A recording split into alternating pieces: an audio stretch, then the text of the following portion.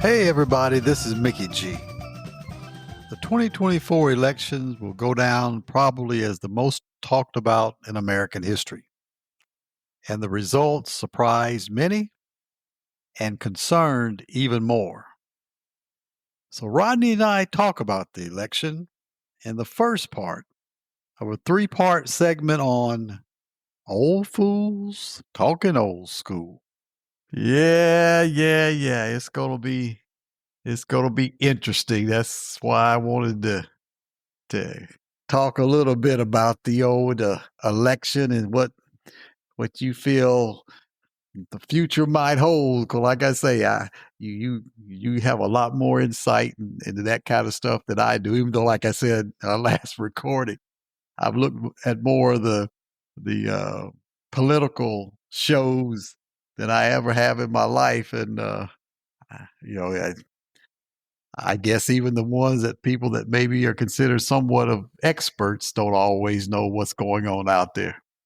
Oh, that's painfully obvious. We found out. Yes, sir, buddy. Cause, well, I'm I'm I'm a victim of all of us. I don't know no more than they only let us know so much. But it's some of the stuff you can kind of piece together a little bit. It's just sickening, man. Uh, what I thought I knew about government, I come to find out these last few years, I don't know jack about it. Even with well, when he was in office before, all the stuff that we thought was against the law, we've come to find out it was a custom. So it's dependent on everybody cooperating, but this asshole don't want to cooperate with nobody. He wants to be a ruler. I was thinking today too, man. His two buddies that he kissed butt with, now they in cahoots over there. I mean, them North Korean troops are fighting with the Russians now. So he's in hog heaven. Poor Ukraine gonna catch hell. Yeah, that's what it seems like. That's what it seems like, and Yeah. it's gonna be interesting to see. Of course, all politicians and him by all means always boast about what they're going to do, and Right. once they get in office, most of the stuff they can't do. So Mm-hmm. it'll be interesting to see. I did hear one of the commentators talk about how it seemed like this iteration of the Trump political machine, and at least as far as him running the government, seems to be a little bit more polished than the first time around. Oh yeah. The first time around, it was almost like a bunch of idiots up there who didn't know nothing about, including him. Yeah, the Uh, biggest but one. this but this time it seemed like things are a little bit more polished, and they got that issue, not the issue, but it's like they got the Supreme Court in their pocket now too. So Mm-hmm. it's going to be interesting to see where things go. And it's funny. It seemed like every election cycle, there's always those comments about the polling that was done, and of course they all said that it was a tight race. It was like the margin of error. It was within the margin of error and tied and all those kind of things. But you just can't go out there and ask every person that's going to vote what they think. You can No. only go so far in trying to get a gauge for what people are going to say. I know they was talking about how the Republicans in a number of the swing states that had come out early and early voting, and some of the commentators on like MSNBC, well, you don't know if those are all Republicans that's voting for Trump. So those could be a lot of Republicans who are registered Republicans but aren't going to vote that way. And we know there's going to be a lot of wives that will tell their husband they're going to vote for Trump, and they're going to go to the ballot box and they're going to vote for Kamala and things of that nature. And I'm like, well, I guess in hindsight, all that was just uh, surmising that might happen, but it looks like in a lot of cases that ain't what happened. No, man. I'm not a fan of the polls either. That's a bunch of BS. And for a simple reason, you know yourself. If whatever answer you want, you know where to go to get the answer. Yeah. And when you're only getting a sample of people, not even a 1/10%, you know, you can that thing could be swayed any kind of way. That don't mean the majority of them are going to vote that way. And so I take the polls with, I look at it like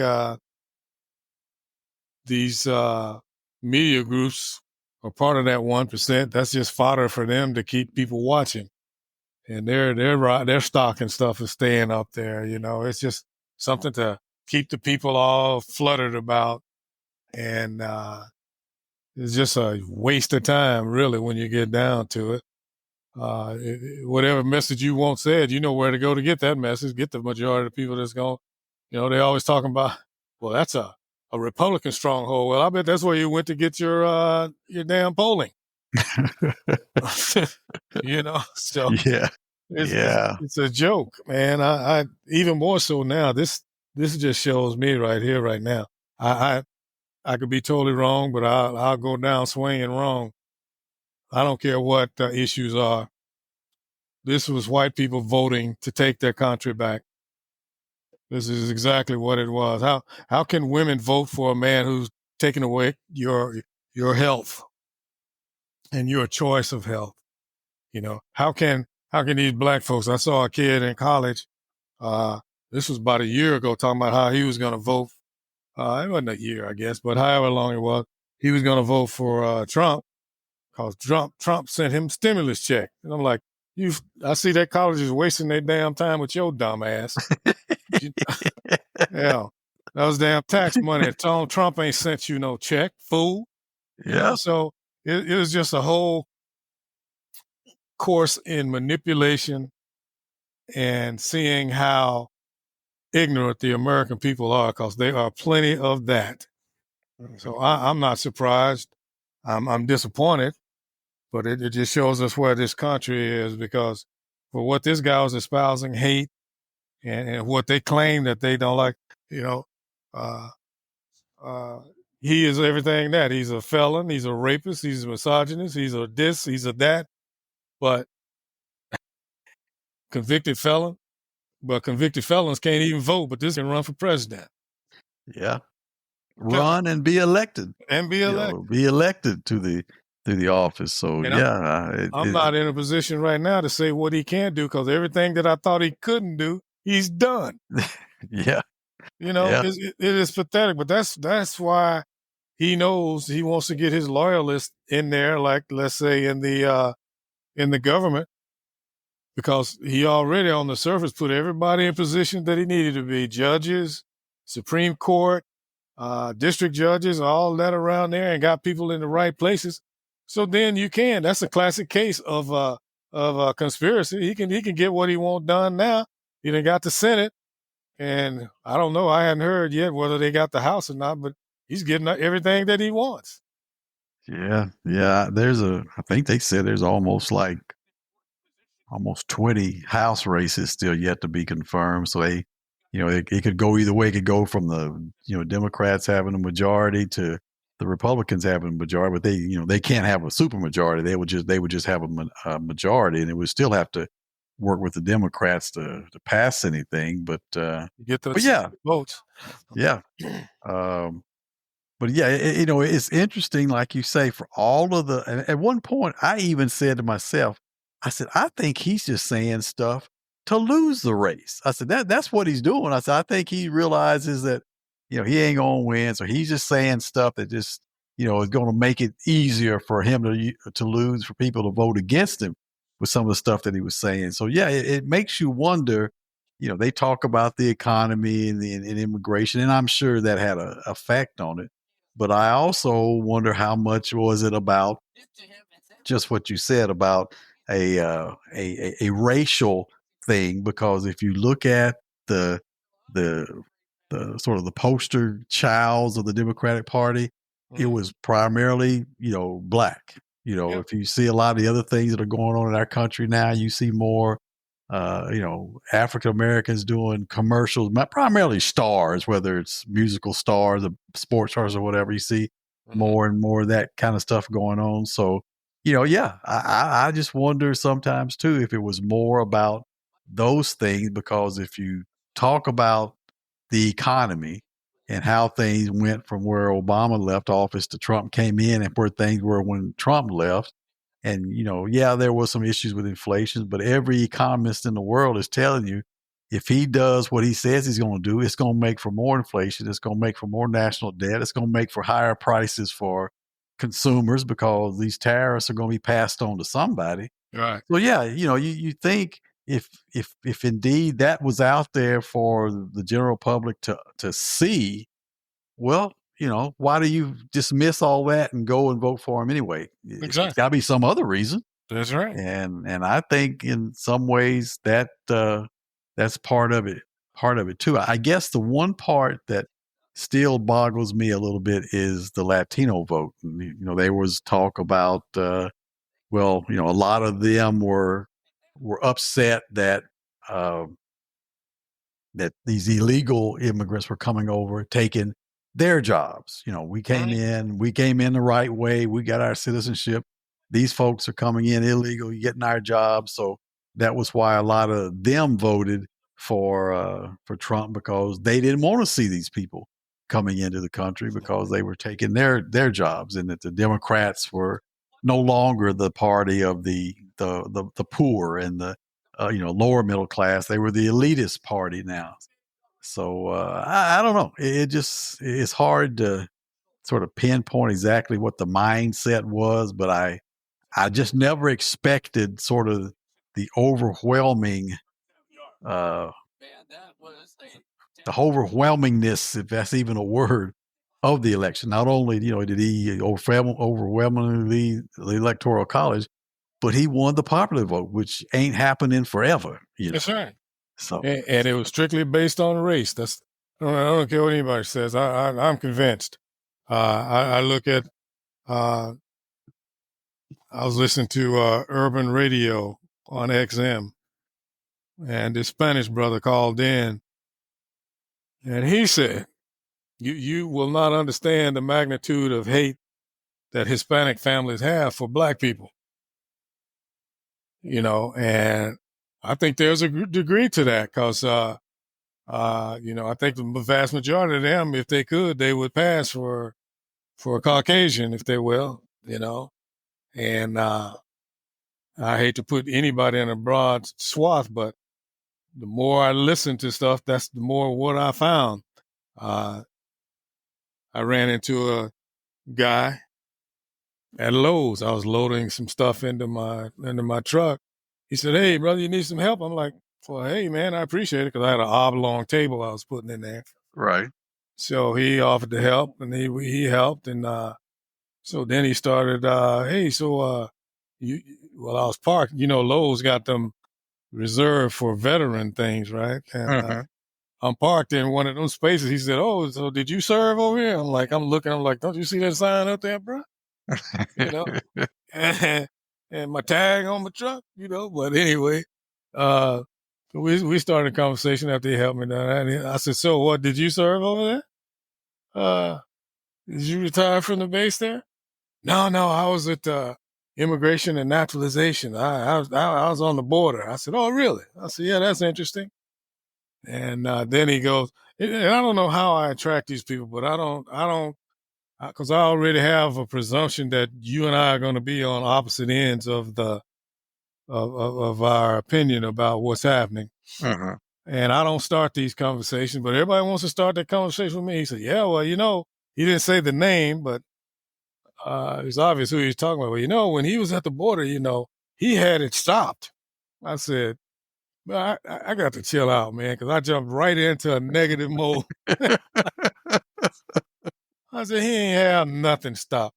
I said, he was down there. I said, "Everybody knows that you have to have some kind of guardrails up, and deportation is probably a part of that." I said, "But there is a humane way to do anything." I said, because he was justifying it. Well, he was stopping it. I said, "But look what he was doing." I said, he was separating children from their parents. Some of them so young, they couldn't even identify their parents if they saw them. I said, we still got kids now that they can't even place because they can't find their parents. I said, that's inhumane. And I'm sitting here thinking, like, you're Hispanic. Those are your people. How can you condone that?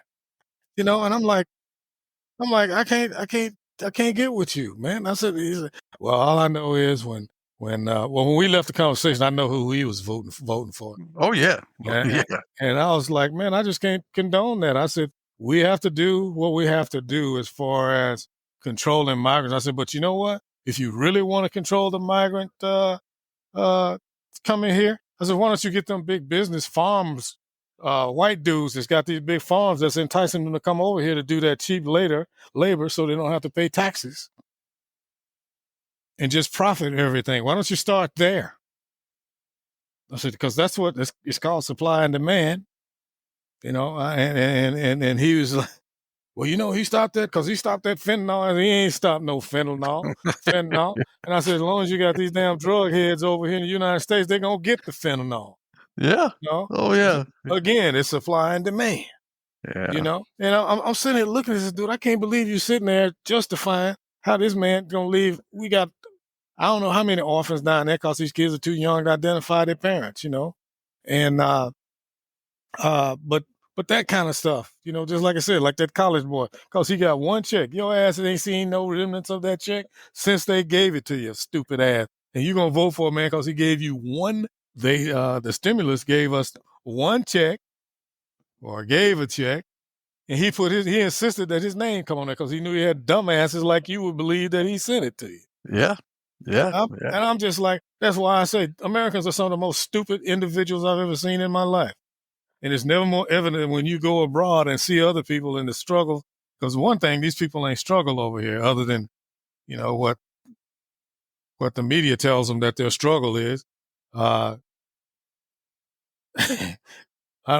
just so disappointed. I don't know. There ain't no hope for these folks. We gonna get what we deserve, and all of us are gonna go down with the ship, even because we're a part of it, not because we believe in the stuff that they're doing. Even the group, not only to talk about the Mexican brother, but like I said, the black, but even the white people. Y'all must have voted for him too, especially women. He taking away your reproductive rights.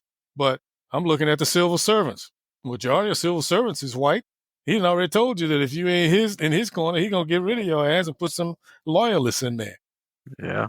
How could you? And not only that, he's talking about giving away uh, federal departments in total. Yeah, Not only giving your job to his loyalists, he's talking about making those government jobs less and less, so there ain't gonna be no job to go to. that's right.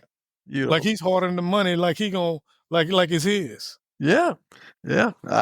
But as I say, I think sometimes when you have a bias in another direction, none of that stuff matters to you because you've already made up your mind that you see something going on that you don't really appreciate. I mean, there was a story on tonight, and they were talking to a lady. She was a business owner, and she was talking about, she voted for Trump because of the economy, because she thought he would do better with the economy. And the commentator said, well, you realize that, like you say, inflation's down. Yeah, things are still, still expensive because you can't really go back and take prices back down. That very seldom happens. Right. But inflation's down, the economy's good, unemployment's best it's ever been. The markets are all up. You went on all these different things that are going on, and she said, so you don't see that? And she said, no, I don't see any of that. And I'm like, okay. He just sat here and spelled out 5 or 6 different things that are happening, but you made your decision on something that you said because you say you didn't see that. And I think that's what a lot of it was. They didn't see that for whatever reason. All they know is that they went to the store and, they bought, like I say, a loaf of bread that was, $1 less or $2, whatever it may be, 2 or 3 years ago. So they feel like things are getting worse. So yeah, I mean, I think a lot of uninformed, unintelligent people made decisions based on that. Now, my question is, and I would I would love for prices to go down 20, 30% on everything across the board. I'd love for the markets to go up tremendously. I'd love for all these grandiose things to happen. Mm-hmm. I just don't see how they can happen if indeed, what his plans are for, tariffs and all these other kind of things come through. I just can't see where that can happen. So it will be interesting to see what people think uh, when all the reality comes out, I guess you could say. Yep. It'll be interesting to see. It's one thing to look at these theoreticals and go out and vote. It's another thing to see reality and have to deal with it every day. So it will be interesting to see. I say I would wish just the opposite, that everything was just great and rosy and we live in the best times ever. I just don't see how that could happen based on the things that he says he would like to do. But it's tough because people, we have short memories. We have very short memories over Or here. none at all. Yeah, or none at all. And people have gotten their mind made up that the Biden administration ain't done nothing for them. They have no faith in them, and regardless of whatever you tell them, they don't want to hear it. They're gonna go out and vote another way, regardless, because that's how they feel, and it ain't anything to do with how things were back then. They don't forgot all about the pandemic and all that mess we went through. They don't forgot about all that stuff. Yeah. And got in their little tribal thing, whatever sounds good. Yeah, I'm for that. But your ass gonna find out when he takes away affordable health care and your ass ain't got none. You done forgot about them days. Yeah. Okay. Oh yeah. You done forgot about if you got a recurring disease or whatnot, and the insurance companies don't cover your ass. You done forgot about that, but you're gonna find out. You forgot about how he disparaged the military, and he gonna get us in some conflict, and he gonna be calling upon the military to fight. But they're losers and whatever he called them, anybody that serves in the military. And then you got these veterans who voted for his dumb ass, okay, when he's talking about doing with disability payments and hell, I wouldn't doubt if he tried to call everybody that's still living back on active duty. Wouldn't Well, surprise that's me what I nothing. was. This I was idiot telling. would do. Yeah, I was telling this girl. Matter of fact, I keep saying girl. These are women by all means. We were talking in a meeting at the museum the other day. She said, because she started talking. She's a black girl. She's due on our board and all. And she started talking, and she sort of stopped and looked at me and like, I'm sorry. Did you vote for him this time? I said, no, I didn't know. I did not. I said, I said, being a military person, I said, when he was talking about military people being losers and all that kind of stuff, and was saying that the Medal of Honor, that was not as prestigious as the uh, the other one, That's the other that civilian. civilian version down. Oh, I said I wouldn't vote for him if he's the last person on the earth just for that reason. I said, That's right. and I don't see how any military person could. And you could see all kinds of military and ex-military and retired military right there at his rallies and things. I said, but I said I would never even entertain voting for somebody who would say things like that about branch of service that goes out there and put their lives on the line and sacrifice. I said so I said that's not even. It wasn't even a part of a thought in my mind anyway. I said, but after he said that kind of stuff, I said no, and even though I wasn't a big John McCain fan, what he said about John McCain, and his stuff, he was a loser. He got captured. He ain't no hero. Somebody who hid behind his daddy's money and shit. Money and and didn't serve at all. So I said no. I said that wasn't even a possibility from the things that he said, regardless of his other stances on stuff. But there were obviously millions of people out there that felt differently, and went and voted for him. I just that's why I'm convinced it's racial, brother. It's just like you said, and unfortunately, when Kamala was speaking and when he was speaking, they showed the contrast because it was lily white on his side and it was pretty much black on her side. Yeah, that's how they posted, and it made everything about. Granted, I'm glad for the inclusiveness, and those people were qualified to do the job. They deserved to be there, but the Democrats showed some diversity. And don't get me wrong, I ain't all singing the tune of Democrats because they done pissed me the hell off too. But at least they had some diversity. Everything you saw on the Republican side was lily white, except for them few clowns like Scott and a few of these other ones, like that Robinson down there in North Carolina, that ignorant. That's the biggest fool I've ever seen in my life. I'm here to tell you. They find them a couple of tokens to say what they want to say. And I see where Tim Scott is trying to jockey for some position. And I'm like, boy, I tell you, they can find one to say what they want to say. And that's exactly how this majority of the community want it.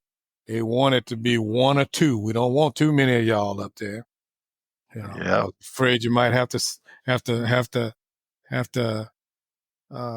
share some of the pie. You want all the pie, but you want everybody else to contribute to it. Now looking today, it's already started. Now they're supposedly in an uproar over Michael Strahan because when they played the national anthem today, he didn't have his hand over his heart. Since when was it mandated that you put your hand over your heart when you hear the national anthem? You're supposed to stand erect. And that's another one of them custom kind of things, Yeah. that they try to, same thing when, when Kaepernick did his thing, with the kneeling and all that, he made it such an un-American kind of thing. And so, yeah, I mean, they're going to be looking out for stuff like that. And I think just to piggyback on what you said, I think sometimes you have to still wake up and realize the society that we live in. And I think there was a part of the people looking at the Democratic Party, and especially during this election campaign, that was saying, ain't nothing over there for me. All I see over there is black folks, Yep. whether it's Oprah or the Obamas or Yep. Beyonce or whoever it may be, So yeah, I think, they almost dug themselves a hole they weren't going to be able to get out of because they were embracing diversity and things of that nature. And there was a lot of people out there that don't want to see that. Mm-hmm. They don't want to see that. And I don't know. I think I told you that one commentator said, ask, well, how maybe could the Democrats have won? Or what, maybe say, why could they win in the future? Maybe what it was. And they said, yeah, find a 6'3" tobacco chewing white guy and we'll probably win. And I said, I ain't never heard nobody be that blunt about it. A white guy, I forgot who it was. It wasn't Harville. It was somebody else that said that. I said, well, damn, he's being pretty blunt about the situation that the Democratic Party is in. So it'll be interesting to see which direction they go in. Mm-hmm. Well, I think things are going to stay the same because I don't think these idiots even have enough. Hell, he already dug us in the ground the last time, and then y'all think he can save something. So he's finna dig further now. Only problem is he's much more dangerous now because he's like an animal. They find out what their limitations are and what they can do, and then they remember that they come back. So he knows now when he comes back, he knows what he can do and what it takes to get done that he wants to do. Yeah. Before he didn't, and then they always talking about, well, we had some guardrails, with those generals that were up there, and they were, but this clown didn't even know it was 3 branches of government. Hell, he just thought because he was president, he was king, he could do whatever he wanted to do, and they put them put those guardrails up. But now he knows, so now that's why he's putting all the right people in the right places. That's why he wants to get rid of the DOJ. Because his impression before was the DOJ was his lawyers. Now he knows they're not, so now he wants to get rid of the whole Department of Justice.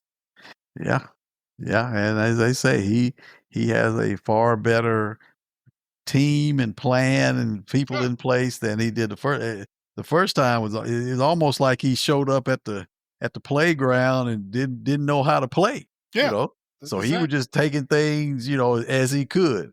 Now, he's had time to get people around him that know how to do things and get things done.